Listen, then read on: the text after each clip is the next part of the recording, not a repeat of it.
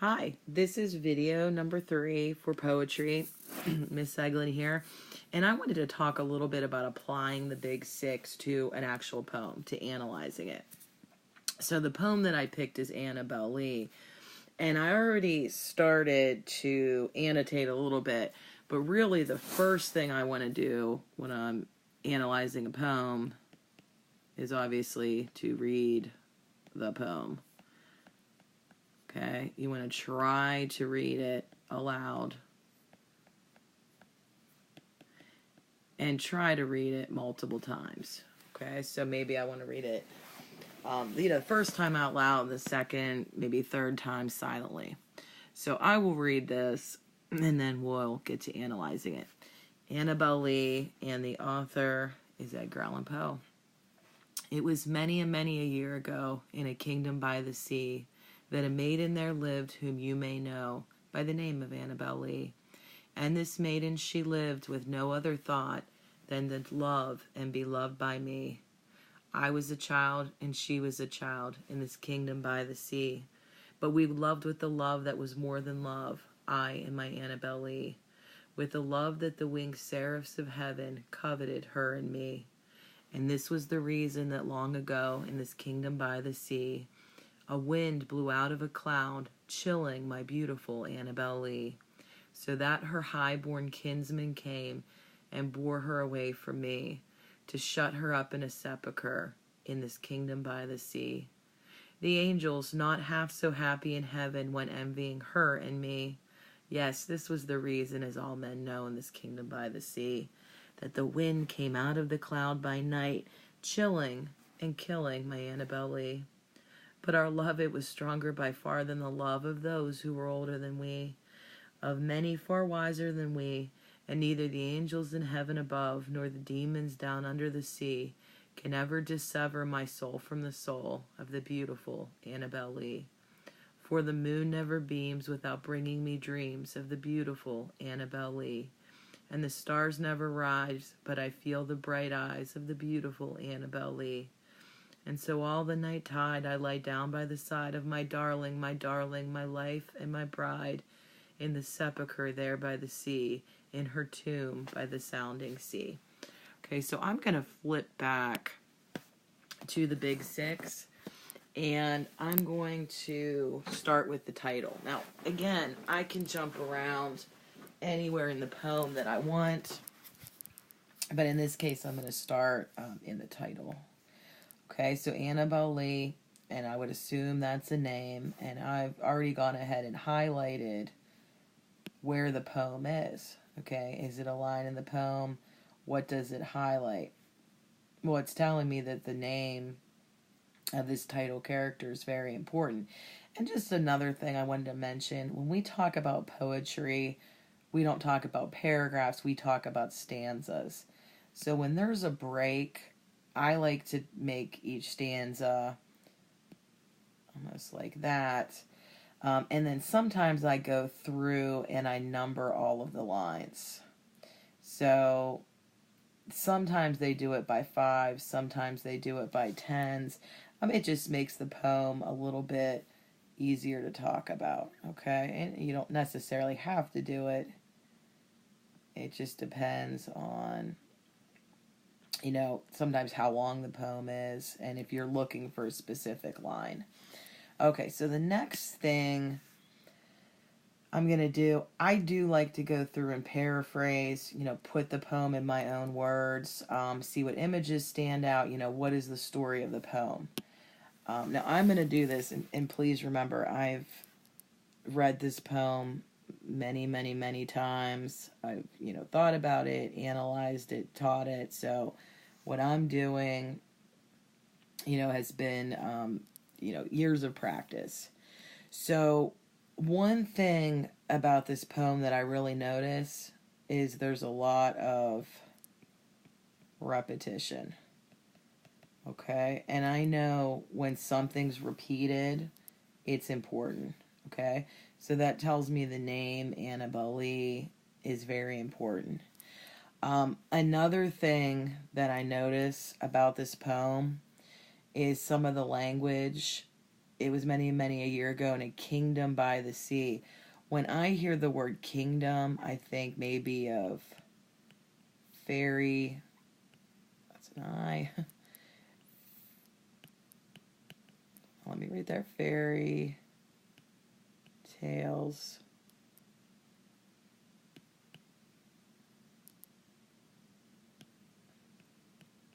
Write down a little bit. You know, a story, a maiden using, you know, a little bit more of an archaic language than we use. And again, I'm seeing another word that is repeated over and over and over again, and that is love. So if I would go through and circle all the times love is in the poem, it's going to be quite a few times. So I might even just jot down, you know, what is actually repeated. Okay, so I'm just kind of jotting down, you know, things I notice, and then I want to pull that together, you know, as analyzing to get meaning. So, again, Kingdom by the Sea. So, this line, and let's see here. Not sure how to change this. Okay.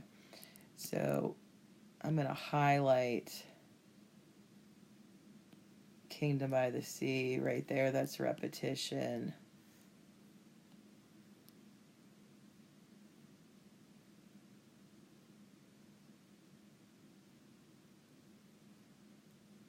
Okay, so we have like 4 stanzas of, you know, Kingdom by the Sea being repeated. Love is definitely mentioned quite a bit. And so just looking at the story, now there might be some words you don't know. So again, that's something you might want to, you know, look up or, you know, indicate, use your context clues and figure out what some of these things mean. Seraphs, I know that's a type of angel. Coveted, I know that's jealous.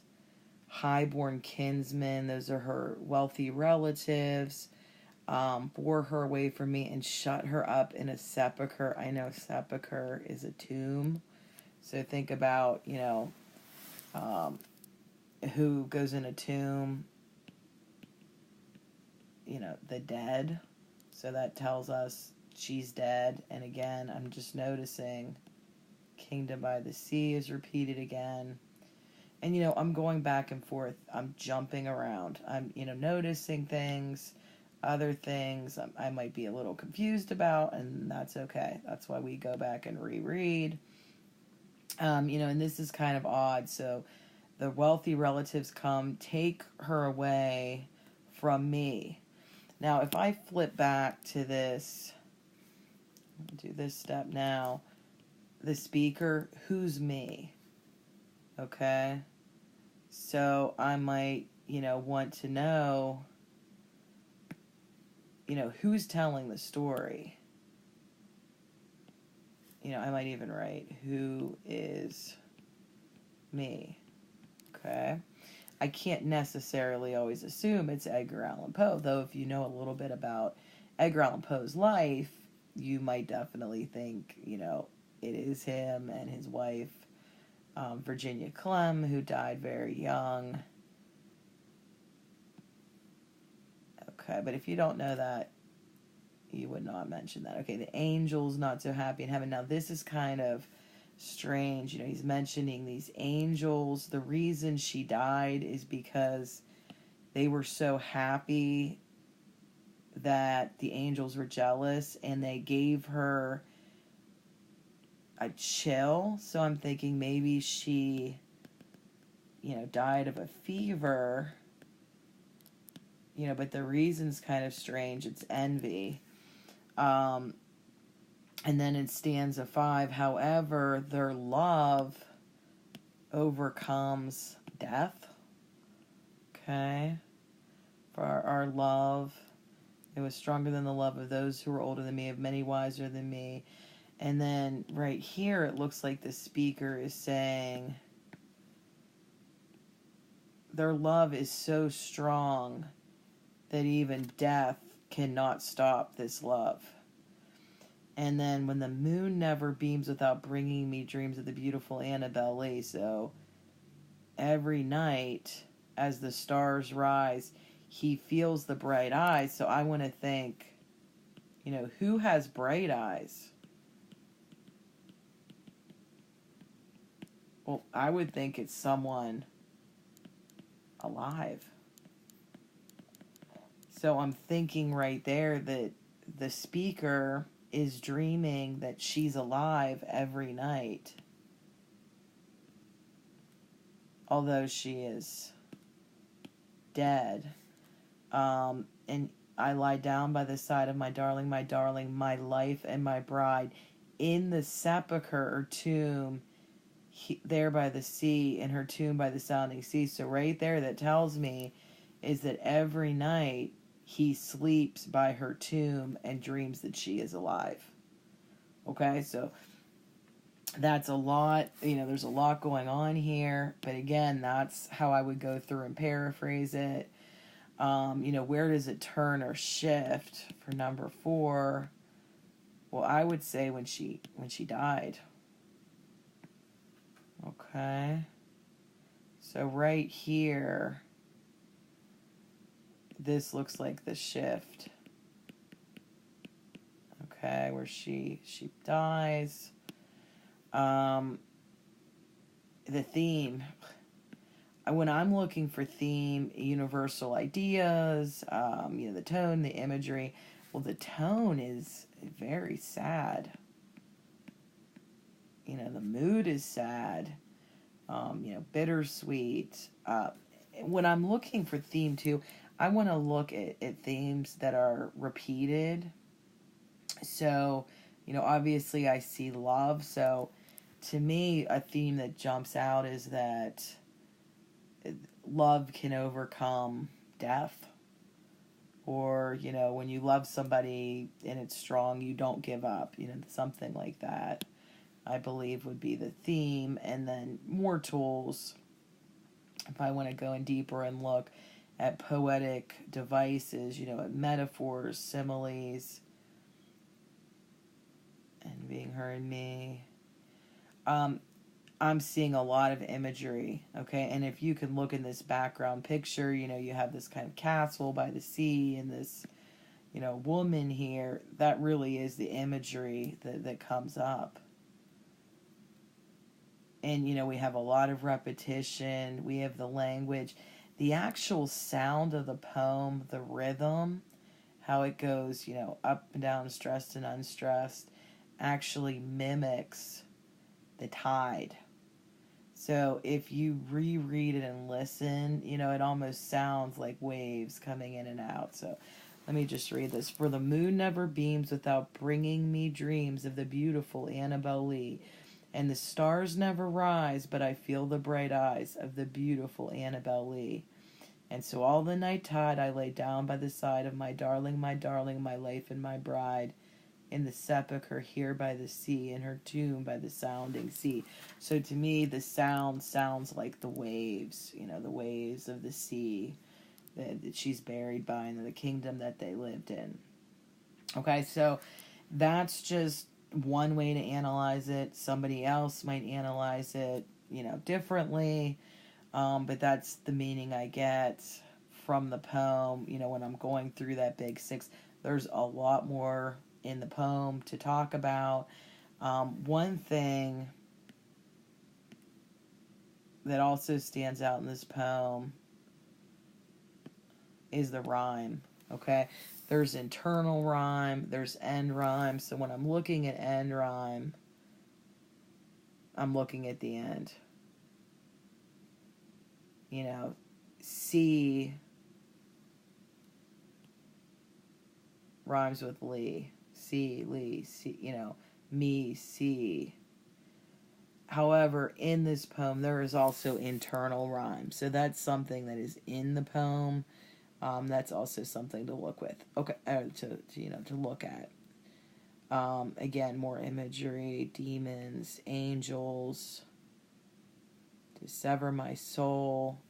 It really, this picture does just give you an idea of this very sad, love affair, and this person who cannot get over, this great, great love that the speaker had. And again, I don't want to assume that it is necessarily the poet. I do want to refer to this person as the speaker. Okay, I'm going to stop there. But this is just one way to analyze a poem. You'll do this with your partners. And again, you might come up with different answers, and that's okay. Okay, thanks for watching. Happy poetry reading.